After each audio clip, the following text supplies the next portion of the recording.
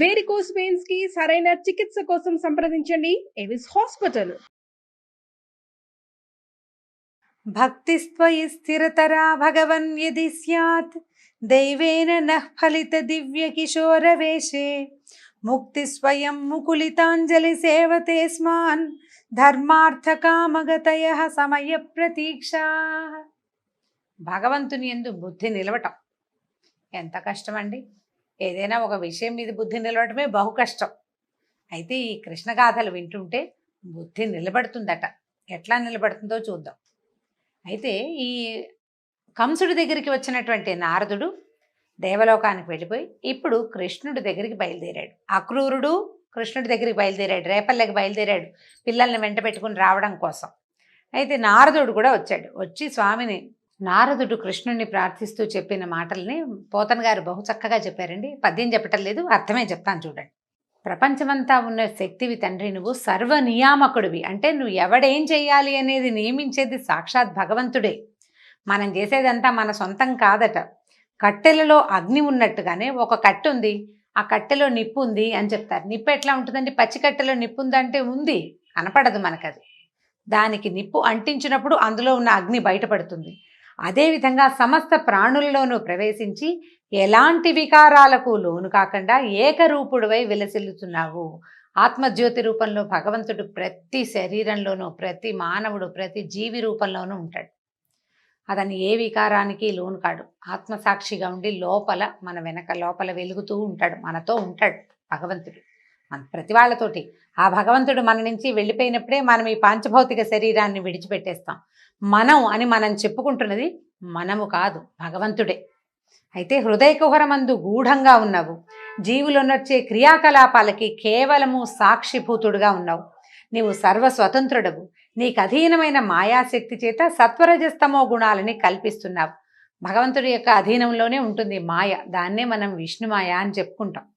ఈ త్రిగుణాల చేత జగత్తును సృజిస్తున్నావు, పాలిస్తున్నావు, సంహరిస్తున్నావు.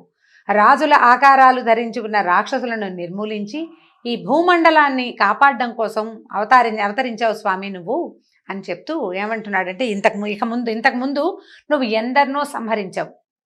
ఇక ముందు రేపు నాడు జరగబోయేది చెప్తున్నాడు. చాణూరుడు, ముష్టికుడు, గజుడు, కంసుడు, శంఖుడు, కాలయవనుడు, మురుడు, నరకుడు, పౌండ్రకుడు, శిశుపాలుడు, దంతభక్తుడు, సాలుడు మొదలైన వారు నీ చేతిలో మరణిస్తారు. దేవలోకం నుంచి పారిజాత వృక్షాన్ని పెళ్లగించి తెస్తావు. నీ వల్ల నృగునికి శాప విముక్తి కలుగుతుంది. శమంతకమణిని స్వీకరిస్తావు. మృతులైన బ్రాహ్మణ కుమారులను తిరిగి తెచ్చి ఇస్తావు.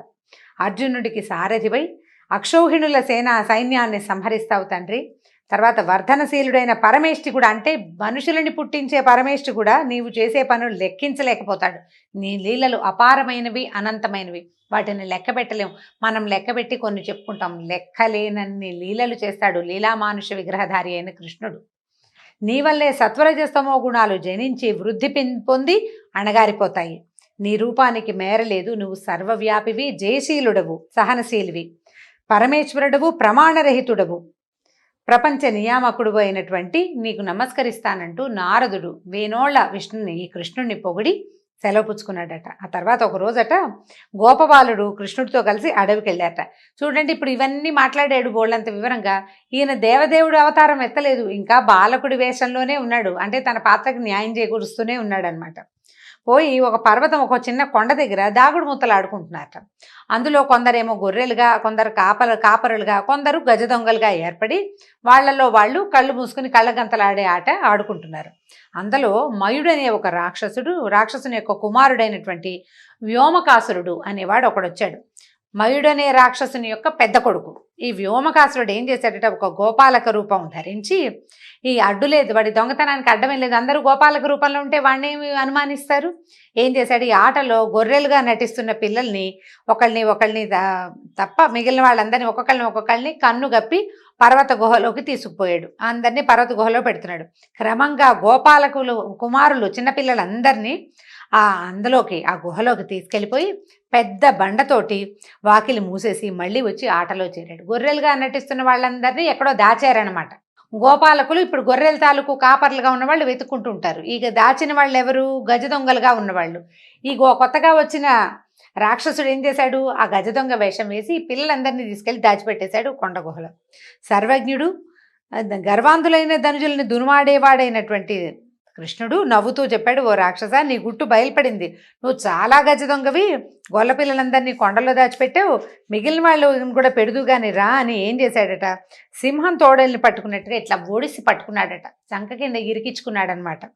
ఇరికించుకుని ఏం చేశాడు? ఇట్లా గట్టిగా ఎప్పుడైతే కృష్ణ స్పర్శ తగిలిందో వాడు చేతి కిందకు వచ్చేసరికల్లా, అంటే శరీరానికి దగ్గరగా వచ్చేసరికల్లా రాక్షసాకారంతో పెద్దగా అయిపోయాడు. స్పర్శ తగిలేసరికల్లా విడిపించుకునే శక్తి లేదు, భయం పడుతూనే గింజుకుంటున్నాడట. గింజుకుంటుంటే ఈ చేతి కింద పెట్టి గట్టిగా నొక్కేశాడట మెడని. అంత పెద్ద రాక్షసుడు ఈ 14-15 సంవత్సరాల బాలకుడి చంక సందులో ఇరుక్కుపోయి మెడ విరిగి మరణించాడు. దేవతలు ఓహో ఓహో అన్నారట. అక్కడి నుంచి ఏం చేశాడు కృష్ణుడు? ఈ దానవుణ్ణి చేతిలో ఇచ్చి విసిరేసి పర్వత గుహాద్వారం మూసి ఉంది కదా, ఒక కొండకి రాయడం పెట్టాడు. ఆ రాయిని ముక్కలయ్యేలాగా తన్ని గుహలో తిరుగుతున్నారట పిల్లలంతా. ఏమిటో ఎక్కడికో వచ్చేసాం, ఎక్కడున్నామో తెలియటం లేదు. వాళ్ళందరినీ బయటికి తీసుకొచ్చాడు. ఆ రాత్రి అక్రూరుడు మధురా నగరంలో ఉండి మర్నాడి ప్రాతకాలం లేచి నిత్యానుష్ఠానాలు అవి తీర్చుకుని నందకులానికి బయలుదేరాడు. బయలుదేరుతూ ఇట్లా ఆలోచిస్తున్నట్టు ఏమనుకుంటున్నాడు? కిందటి జన్మలో నేను ఎలాంటి తపస్సు చేశానో, ఎలాంటి దానాలు చేశానో, ఆది పరమయోగులకి కూడా అందనేటువంటి బ్రహ్మస్వరూపుణ్ణి, తెలివి మాలిన వాడిని అయిన నేను, అంటే ఏ శక్తియుక్తులు లేనివాడిని, సాధారణమైన వ్యక్తిని, నాకేం తపస్సు లేదు, ఏం లేదు, కానీ నేను భగవంతుడిని దర్శించడానికి వెళ్ళబోతున్నాను అంటే కృష్ణుడు భగవంతుడని స్పష్టంగా ఎరుకగలిగిన వాడు అక్రూరుడు. మునుపు ప్రహ్లాదుడు, అంబరీషుడు వాళ్ళంతా ఏ భగవంతుడి పాదాలని ఆశ్రయించి జనన మరణ చక్రాన్ని నుంచి తప్పుకున్నారో అతని అవతారమే కదా ఈ కృష్ణుడు. ఇప్పుడు ఈయన్ని వైరబుద్ధితో చంపడానికి, నిష్కారణం అంటే నాకేం లేదు, నా మీద అతనికి ఏం ప్రేమ ఉంటుంది, వాళ్ళని పిలవడానికి నన్ను వ్యాజంగా పెట్టుకున్నాడు అంతే. అయినా కూడా నా మీద ప్రేమతో చేశాడు. అతను వీళ్ళని చంపడానికి పెట్టుకున్నా కూడా వాడు నా మీద ఎంత ప్రేమ అంటే, వాడికి ఆ కంసుడు, దుర్మార్గుడైన కంసుడికి కూడా ప్రేమ లేకపోతే ఇంత మంచి పనికి ఎవరైనా పెడతారా? వాడిలాంటి స్నేహితుడు మళ్ళీ దొరుకుతాడా నాకు? భగవంతుడిని చూసి రారా అని వాడికి పగే, కానీ ఇది నాకు వరం కదా అని భావిస్తున్నాడనమాట. అయితే ఇప్పుడు నన్ను చూసి కృష్ణుడు ఇది నేను దుర్మార్గుడిని అనుకుంటాడేమో, కంసుడు నన్ను చంపడానికి వీడిని పంపించాడు, వీడు దుర్మార్గుడేనని భావిస్తాడేమో, నన్ను తెలుసుకుంటాడో లేదో, నా మనస్తత్వాన్ని అర్థం చేసుకుంటాడో లేదో, నన్ను మన్నిస్తాడా, నాతో సరిగా మాట్లాడతాడా, నన్ను చూసి కోపం తెచ్చుకుంటాడా అని ఆలోచించి అతనికి ఏంటంటే అస్థి నాస్తి విచికిత్సా భావాలన్నమాట. భగవంతుడు, నా ఎరుకగలిగిన భగవంతుడు నన్నెందుకు తెలుసుకోడు అని అనిపిస్తోంది ఒకసారి. కానీ నేను దుర్మార్గుడైన కంసుని యొక్క పనుపును వస్తున్నాను కాబట్టి తను ఆదరించడేమోనని భయం వేస్తుంది. మనకు కూడా అలాంటివే భావాలు కలుగుతూ ఉంటాయండి. పరిపరి విధాల పోతుంది మనసు ఒక పని చేసేటప్పుడు. సరిగా చేస్తున్నామో లేదో తెలీదు, అవతల వాళ్ళు ఎలా మన్ని తీసుకుంటారో అర్థం కాదు. ఈ భావాలతో సతమతం అవుతూ ఏం చేస్తున్నాడు? అలా వెళ్తూ ఉంటే ఈ వెళ్ళే దారిలో అడవి మృగాలు, అంటే అతనికి మంచి శకునాలు కనబడుతున్నాయన్నమాట. మంచి జంతువులు ఇతన్ని ప్రదక్షిణంగా అతన్ని దాటుకుని వెళ్తున్నాయట.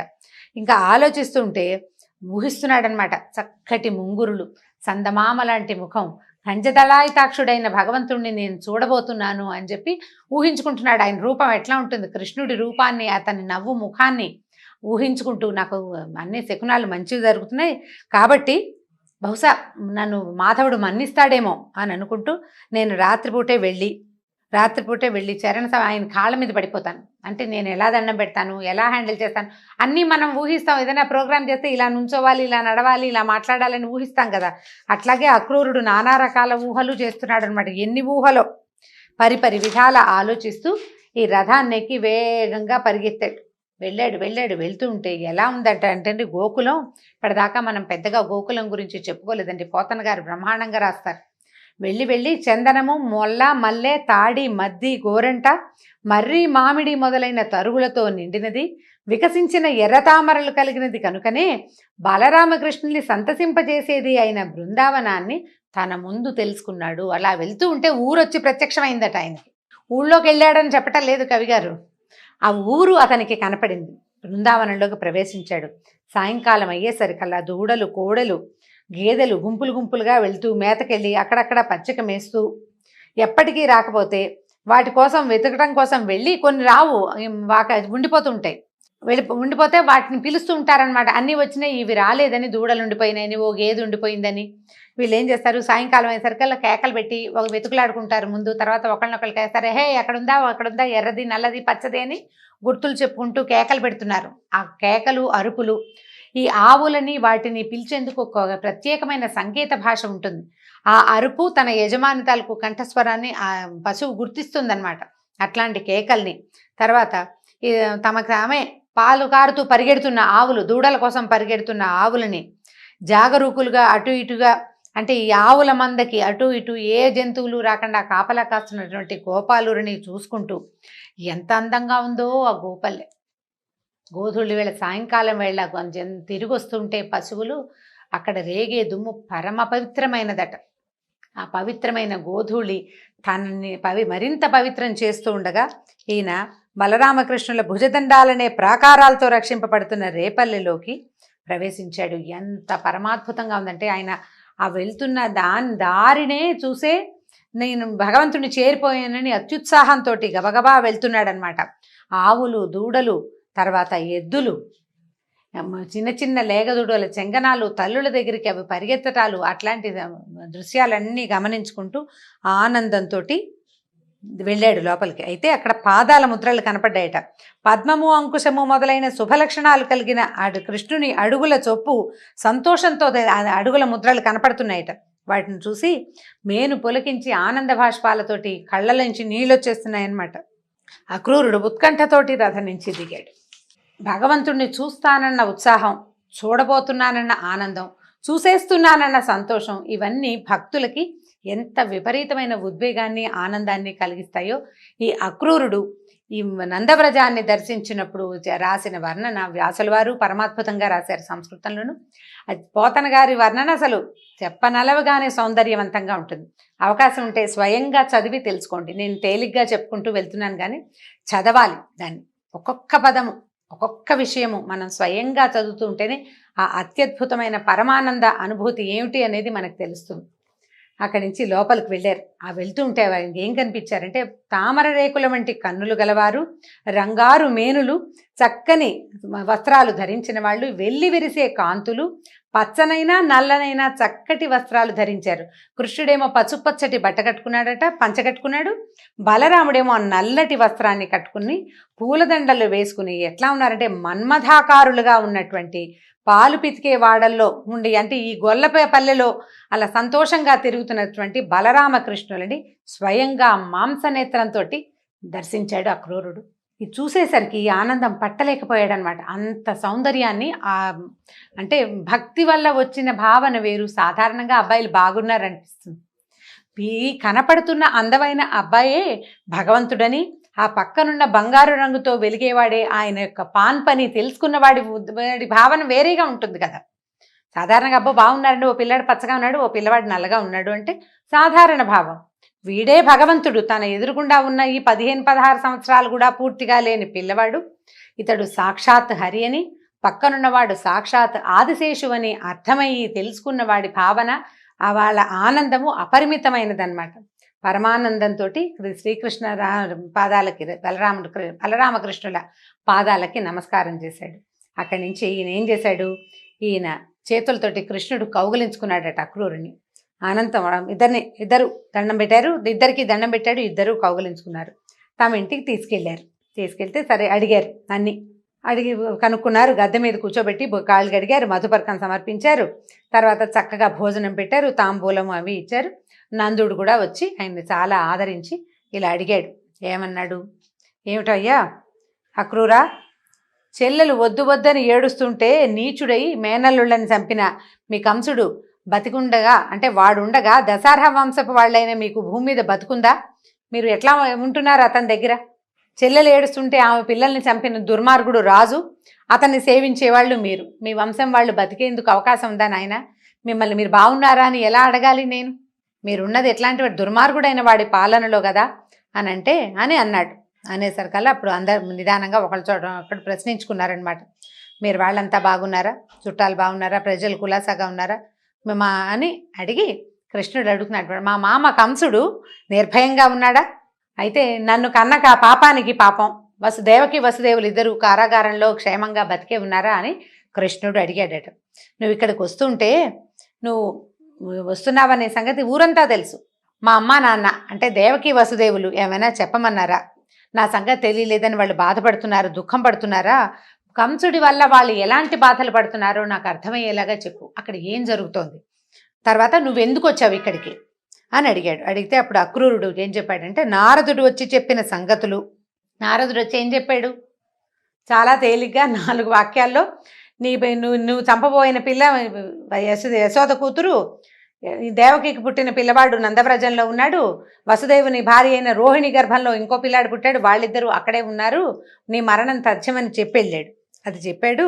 తర్వాత కంసుడికి ఈ యాదవులందరి మీద ఎంత కోపం వచ్చింది, వీళ్ళ వల్లే ఇది ఇలా పిల్లలు తప్పించుకున్నారని కోపం, దేవకి వసుదేవుల్ని చంపుదామనుకున్నాడు. తర్వాత వాళ్ళిద్దరిని ఏమో కారాగారంలో పెట్టించాడు, చెరసాలలో ధనుర్యాగం పేరుతోటి తనని పంపించాడు అని ఈ విషయం అంతా చెప్పాడు. ఇట్లా ఆలోచిస్తున్నాడు, ఈ రకంగా మీకు మృత్యువుని అరేంజ్ చేసి పెట్టాడు అని చెప్పేసరికల్లా రామకృష్ణులు నవ్వారు. ఇద్దరు చుట్టూతా చేరిన నందడికి గొల్ల పెద్దలకి ఇట్లా చెప్పారట. ఏమంటున్నారు? రాజైన కంసుడు ధనుర్యాగం దర్శించడానికి పంపాడు, కబురు పంపించాడు మనకి. ఆ ప్రభువుని చూడ్డానికి వెళ్ళాలి. రాజుగారు కబురు చేస్తే మా ఇంట్లో పెళ్ళి రండి అంటే వెళ్ళొద్దు, మరి మన ఆఫీసర్ పిలిస్తే వెళ్ళవలసిందే, రాజు చెప్తే తప్పకుండా వెళ్ళాలి. కాబట్టి మీ ఇళ్లలో ఉన్నటువంటి పాలు, పెరుగు, నెయ్యి, కట్నాలు, కానుకలు అన్నీ మీ శక్తి అనుసారం అమర్చండి. మొదట బళ్ళని సమాయత్తం చేసుకుందాము, మనమంతా మధురా నగరానికి వెళ్దామన్నాడు. అక్కడి నుంచి అక్రూరుడు ఈ రామకృష్ణులు ఇద్దరిని మధురకి తీసుకెళ్తాడు అని తెలిసేసరికల్లా గోపవనితలంతా కంగారు పడిపోయి భయపడిపోయారు. ఇక చాలా బమ్మో ఇంకేముంది, కుమారులిద్దరినీ తను రథంలో తీసుకెళ్తానని వెనకాల వీళ్ళందరినీ రమ్మని అక్రూరుడు చెప్పాడు. ఎప్పుడైతే అక్రూరుడు వీళ్ళని తీసుకెళ్తాడని అర్థమైందో అక్కడి నుంచి గోపకాంతలంతా కంగారు పడిపోయారమ్మో ఇంకేముంది, అక్కడికి వెళ్తే ఇంకా చాలా ప్రమాదం అని, ఈ పిల్లాన్ని రోజు చూడలేకపోతాం, కృష్ణుణ్ణి, హృదయేశ్వరుడైన శ్రీకృష్ణుణ్ణి నిత్యము దర్శించలేకపోతామని కళవళ పడిపోయినటువంటి గోపవనితలు అందరూ ఫీల్ అయిపోయారు. పైగా ఏమనుకుంటున్నారంటే, ఈయనున్నాడు కదా బ్రహ్మదేవుడికి పని పాట లేదు, ఆయన ఏదో ఒక నలుగురు మనుషులను తయారు చేసి ఊరుకోకుండా ఈ మన కృష్ణుడిని ఇక్కడ ఉండనీయకుండా పిల్లల్ని తిప్పినట్టుగా ఇక్కడి నుంచి అక్కడెక్కడికో తిప్పడానికి ప్రయత్నం చేస్తున్నాడు. ఎవరైనా సరే చెప్పి ఈ పద్ధతులు మాన్పిస్తే బాగుంటుంది, ఇదేమిటి ఇట్లా మళ్ళీ తీసుకెళ్ళిపోతున్నారని వాళ్ళు ఒకే రకంగా దిగులు పడుతున్నారనమాట. ఒకళ్ళు ఏడ్చేస్తున్నారు వెళ్ళొద్దు అని, వెళ్ళకూడదని. కొంతమంది యశోద దగ్గరికి వెళ్ళి చెప్తున్నారు, పిల్లవాడిని పంపించొద్దు, కృష్ణుడిని పంపొద్దని. నేను పిల్లవాడని చెప్తున్నాను కానీ వాళ్ళు అట్లా చెప్పట్లేదు, మా హృదయేశ్వరుని పంపించొద్దనే చెప్తున్నారు. ఎన్ని విధాలో ప్రయత్నం చేశారు, బతిమలాడారు, అడిగారు, వద్దు నువ్వు వెళ్ళొద్దు అని చెప్పి. అప్పుడు ఏం చెప్పారంటే, సరే వీళ్ళకి కనపడకుండా వెళ్ళిపోయాడట, మళ్ళీ వస్తానని. కొంతమంది అంటే రాత్రిపూట సాయంకాలం అయ్యేసరికల్లా ఆ దూతికలకి వీళ్ళు అందరు పిలుస్తున్నారనమాట, వీళ్ళని రమ్మంటారని కృష్ణుడి దగ్గరకు వచ్చి చెప్పే వాళ్ళకి మళ్ళీ వస్తామని చెప్పించాడు, మళ్ళీ కలుద్దామని చెప్పించాడు. ఈ తర్వాత గోపి మళ్ళీ వస్తానని చెప్పి పెరుగు బళ్ళ నిండా కానుకలు, పాలు, పెరుగు, వెన్న, నెయ్యి ఎత్తించుకుని నందుడు మొదలుగా కలిగిన గోపకులు వెంటరాగా అక్రూరుడితోలే రథాన్ని ఎక్కి కృష్ణుడు బలరామ సమేతంగా బయలుదేరాడు. వాళ్ళందరూ బళ్లలో బయలుదేరితే అక్రూరుడు వేసుకొచ్చినటువంటి రథం మీద బలరాముడు మరియు కృష్ణుడు ఎక్కి అతనితోటి పాటు బయలుదేరారు. ఇంకేముంది, గుర్రం బండి వెళ్ళిపోతోందని ఘోష యువతలంతా ఏడుస్తూ నుంచున్నారట. దూరంగా ఆ బండి నడిచినంత దారి గుర్రబండి తాలూకు పైన దిగుతున్న తెల్లని పతాకం, ఆ గుర్రాలు పరిగెడుతుంటే వచ్చే దుమ్ముని చూస్తూ దూరంగా భగవంతుడు తమ నుంచి దూరం అయిపోతున్నాడన్న భావనతోటి అట్లా చూస్తూ ఉండిపోయారనమాట. అయితే వీళ్ళు అలా క్రమంగా యమునా నదిని దర్శించారు. అంటే ఈ ఊరు దాటి వెళ్తున్నారనమాట. కాళిందిని చూసి నదీ జలాన్ని కూడా తాగి తర్వాత అక్కడ మేము ఇక్కడ మళ్ళీ ఎప్పటికీ ఈ నీరు తాగుతాము అన్న భావనతోటి రథం దిగి మంచినీళ్లు తాగి, సరే వేద మంత్రాలు జపిస్తూ ఈయనేమో జపం చేసుకుంటున్నాడు కాళిందిలో, వీళ్ళిద్దరూ మంచినీళ్ళు తాగి రథం ఎక్కి కూర్చున్నారనమాట. తర్వాత ఏం జరిగిందో వచ్చే సంచికలో తెలుసుకుందాం. నమస్కారం.